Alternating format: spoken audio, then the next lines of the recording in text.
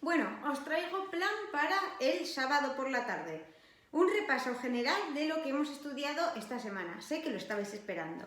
Bueno, ¿qué hemos trabajado esta semana en clases de lengua castellana y literatura? Hemos estudiado muchas cosas muy diversas, por lo tanto me ha parecido importante hacer este vídeo.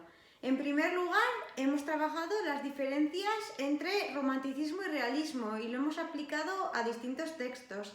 Después hemos trabajado el género epistolar, los distintos tipos de cartas, literarias y no literarias.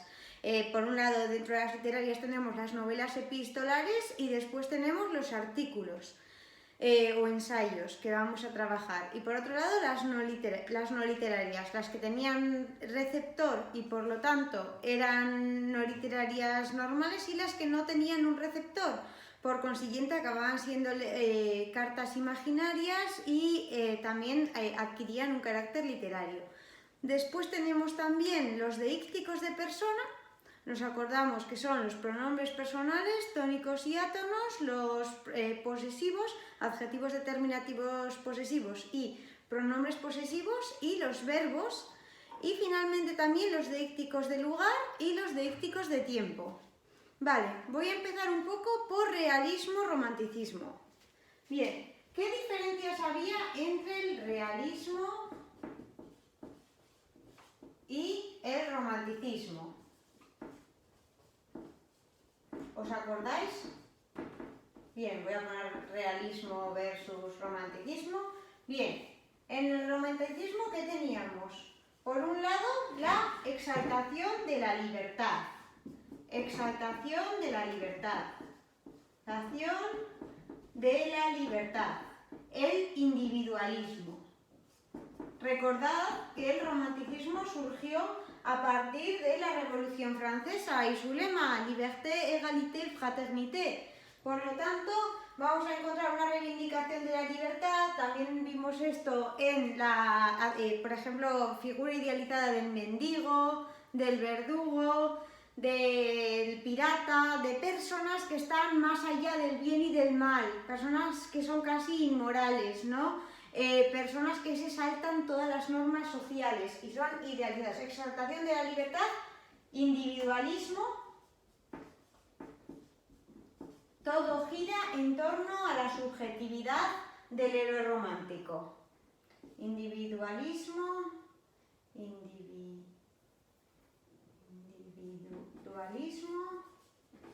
todo gira en torno a la subjetividad del héroe romántico.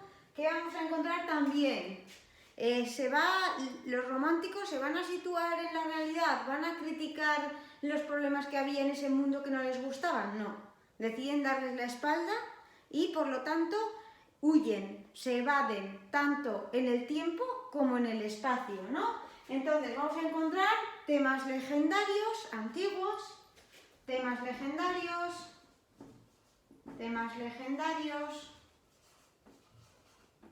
fantásticos, vamos a encontrar fantasmas incluso, fantásticos, criaturas imaginarias, temas legendarios, fantásticos, época antigua,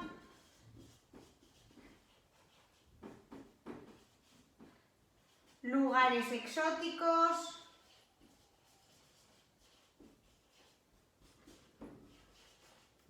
y también, ¿qué más vamos a encontrar muy importante, central en el romanticismo? Vamos a encontrar siempre que el amor, los sentimientos, al igual que el deseo de alcanzar una libertad, una justicia que no puede alcanzar y frustra al héroe romántico, el héroe romántico siempre va a buscar también el amor. Un amor que de alguna manera le produce dolor porque no lo puede alcanzar, porque, por ejemplo, la prometida del héroe romántico está comprometida con otro hombre. Esto lo vimos, por ejemplo, en Las penas del joven Werther. Si os acordáis, Werther se enamora perdidamente de Carlota, pero esta está prometida con un hombre 11 años mayor que ella. Por lo tanto, Werther realmente no puede alcanzar ese amor y eso le lleva a una desesperación tal que acaba suicidándose. Bien, entonces vamos a encontrar un amor amor no correspondido, amor que produce sufrimiento, decepción, frustración. Produce sufrimiento. Por lo tanto, nuestro héroe romántico va a ser un héroe melancólico. Encontraremos paisajes nocturnos, cementerios, lugares un poco siniestros. Por ejemplo, el claustro abandonado de un lugar de Toledo, ¿no? Como vimos en el texto que analizamos de Becker, lo tenéis ahí en Instagram. Bien, lugares nocturnos donde de repente aparece un ser misterioso. Nos acordamos que, por ejemplo, en el texto de Becker, de repente en ese claustro abandonado aparece la figura fantasmagórica de una mujer, ¿no?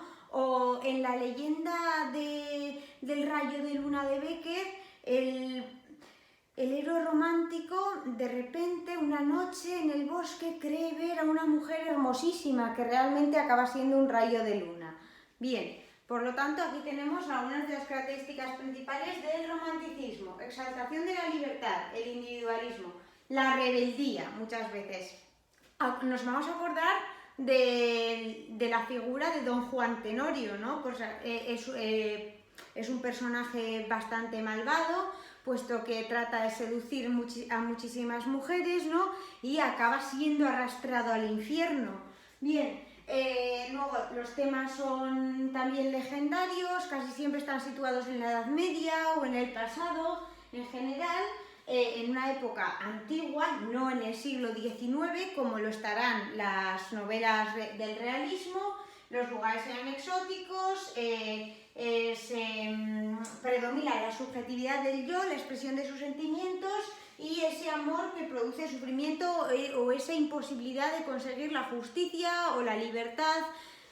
¿Cuál será el modo de expresión del romanticismo? La poesía, ¿no? Que es el modo, género literario más adecuado para la expresión de los sentimientos. Vale. Y frente al romanticismo tenemos que acordarnos un poco del realismo como si fuera una videocámara o una cámara de fotos que trata de reproducir la realidad, de mostrarnos la realidad de la forma más fiel posible, por lo tanto de una forma muy detallada.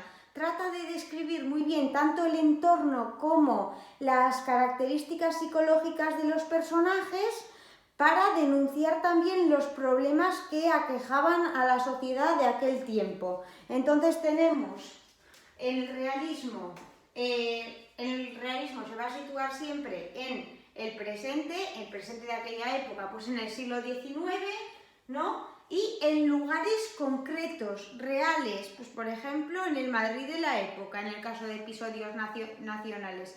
En el caso de la regenta, por ejemplo, en Vetusta, que era una ciudad que realmente representaba el Oviedo de la época. Bien, lugares y tiempo, lugares reales y tiempo contemporáneo. Lugares reales y época contemporánea, vamos a poner. Época contemporánea. Es decir, se sitúan en el siglo XIX. Después, descripción minuciosa de la realidad. Descripción minuciosa de la realidad. Bien, para describir detalladamente la realidad, ¿qué se va a usar? Pues se usará el género de la novela, ¿no? Porque es donde más descripciones detalladas nos pueden entrar. Entonces, predominio de la novela. Bien. Y se trata de denunciar injusticias, problemas sociales. Denuncia de problemas sociales. Al retratar aquellas ciudades de la época con la máxima verosimilitud posible, también encontraremos, por ejemplo, formas de hablar muy diversas dependiendo de la clase social a la que pertenecen, por ejemplo, los personajes, ¿no? Vamos a encontrar muchos registros, pues culto, vulgar, coloquial, algo que no encontraremos tanto en el romanticismo, donde predomina siempre un lenguaje muy elevado. Bien, ahora vamos a ver un poco ya estas son las diferencias principales, si no las revisáis en los anteriores vídeos, vamos a repasar ahora el género epistolar. Bien, las cartas, el género epistolar. ¿Qué ha sido lo más importante que hemos visto de las cartas? Pues que por un lado tenemos las cartas literarias y por otro las cartas no literarias. En las cartas literarias tanto la historia que se cuenta como también los personajes son ficticios, los ha inventado un escritor. Por lo tanto, por un lado tenemos las novelas epistolares, como serían por ejemplo Las penas del joven Werther, ¿no? Donde la historia de Werther básicamente está inventada por Goethe. Y también la novela epistolar tenéis que acordaros de la novela epistolar que empezamos a leer en clase, Paradero desconocido, de Cressman Taylor, donde dos amigos, los dos alemanes, uno que ha vuelto después de la depresión causada por la Primera Guerra Mundial, ha vuelto a Alemania, y otro que se ha quedado en Estados Unidos, ¿no? Se cartean constantemente y de esta forma su evolución va evolucionando conforme también iba imponiéndose en Alemania el nazismo. Bien, uno de ellos es judío, el otro no, por lo tanto la historia pues va evolucionando y se van alejando como amigos un poco conforme a esto. Bien, por eso era interesante esta novela epistolar. Por otro lado, tenemos también los ensayos o artículos de costumbres en forma de carta. Esto es lo que vais a escribir vosotros en vuestro proyecto, ya que en este caso es una serie de cartas que os enviáis unos a los otros, donde contrastáis los puntos de vista que tenéis sobre distintos temas, podéis introducir diálogos, pueden ser muy variados, podéis hablar de las costumbres de la época. Eso es lo que vais a hacer vosotros, os vais a cartear, os vais a ir escribiendo y contestando, y de esta forma podemos conseguir distintos puntos de vista sobre los mismos temas o costumbres. Después también tenemos las cartas no literarias, que pueden ser de distinto carácter, pues comercial, amoroso, personal, pueden ser de distinto tipo. Y básicamente se diferencian en que unas tienen un receptor real, por lo tanto serían cartas no literarias, y otras en principio tenían un receptor real, pero nunca llegaron a enviarse y por lo tanto el receptor se vuelve imaginario y las consideraríamos cartas literarias. En cuanto a los deícticos, bien, nos acordamos que los deícticos de personas son pronombres personales, tónicos y átonos, ¿no? Tónicos yo, tú, él, ella, nosotros, nosotras, vosotros, vosotros, ellos, ellas, ¿no? Y átonos, me, te, se, le, lo... Bien. Y también tenemos, por otro lado, los posesivos, que pueden ser adjetivos determinativos posesivos, como por ejemplo mi gato, o pronombres posesivos. Los pronombres posesivos serían el mío. Los adjetivos determinativos posesivos son los que van siempre junto con el nombre, ¿no? Añadiendo el significado de posesión o pertenencia a un nombre. En cambio, los pronombres están sustituyendo tanto al adjetivo determinativo posesivo como al nombre al que acompaña, ¿no? Mi gato, el mío. Bien. Después también tenemos finalmente las terminaciones de los verbos, que también nos indicarán si es la primera, segunda o tercera persona, al igual que también nos lo indican los posesivos y los pronombres. Bien, por otro lado hemos visto los deícticos de tiempo y de espacio. En cuanto a los deícticos de tiempo, tenemos por un lado los adverbios, ¿no? Ahora, nunca, tarde, pronto. Por otro lado tenemos las locuciones adverbiales, que serían grupos de palabras que funcionan como si fueran un adverbio, pero realmente son en distintos grupos de palabras, como por ejemplo en este momento. En este momento sería un sintagma preposicional, porque tenemos la preposición este y luego que se funcionaría como enlace, y este momento, que funcionaría como sintagma nominal. Bien, como todo es un sintagma preposicional, pero está funcionando igual que ahora, pues es una locución adverbial. Y finalmente, también, ¿qué sirve para ubicarnos en el tiempo y para no repetir igual referencias temporales?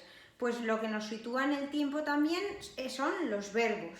Los verbos que se sitúan en el presente, por ejemplo, hablo, o en el pasado, ¿no? Hablé, sería el pretérito indefinido, he hablado, pretérito perfecto compuesto, o había hablado, pretérito pluscuamperfecto, ¿no? El pasado del pasado. Bien, y también el futuro, ¿no? Hablaré. Vale. Bien, por lo tanto, esos serían los deícticos de tiempo que hemos visto y que teníais que luego incluir en esos cuadros para no repetir las mismas referencias.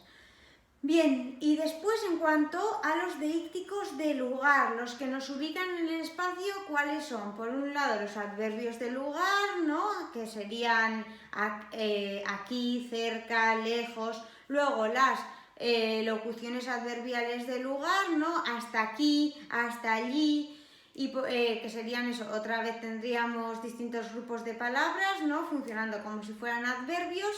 Y finalmente también tenemos los demostrativos, los adjetivos determinativos demostrativos, ¿no?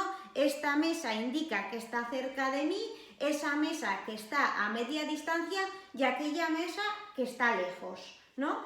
Y van acompañando al sustantivo mesa. Si aparecen solos, por ejemplo, yo me siento en esta silla, yo me siento en esta, tú te sientas en esa y aquel se sienta en aquella, también me está sirviendo para señalar que esta está cerca, esa a media distancia y aquella está lejos. Pero de esta forma estoy evitando decir la palabra mesa, por lo tanto, como estoy sustituyendo tanto el adjetivo determinativo, ese o aquel, como el sustantivo mesa, pues básicamente estoy usando los pronombres demostrativos. ¿Bien? Vale, entonces, recordamos. En cuanto a las referencias temporales, a los deícticos de tiempo, tenemos adverbios de tiempo, locuciones adverbiales de tiempo y también tenemos los verbos que nos ubican en el tiempo. Y en cuanto al espacio, tenemos también adverbios de espacio, aquí, allí, ¿no? También tenemos locuciones adverbiales, hasta aquí, hasta allí. Y finalmente también tenemos, para ubicarnos en el tiempo, los demostrativos, adjetivos determinativos demostrativos y pronombres demostrativos. Este, ese, aquel, o esta, esa, aquella, ¿vale? ¿Hemos entendido? Esto es más o menos lo que hemos trabajado esta semana. La semana que viene más y mejor. Gracias.